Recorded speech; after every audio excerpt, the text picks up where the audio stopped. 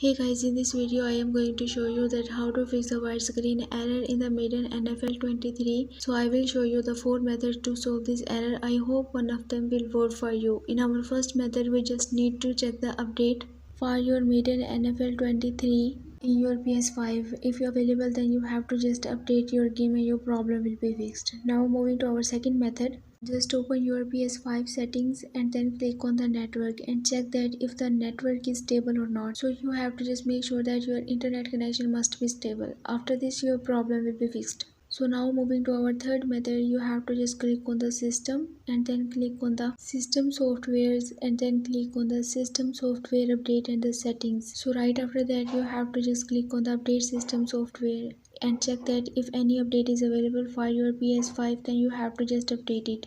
Doing so, your problem will be fixed. If not, then you have to just move to the last and the final solution, which is basically to uninstall your Madden NFL 23 and again install it. Doing so, your corrupted file that is causing the white screen error will be removed and your problem will be fixed. So I hope you all enjoyed this video. For more information, you can visit my website whose link I have shared in this video's description. So leave a like and a comment for this video and also subscribe my channel. Let me guide. Thanks for watching.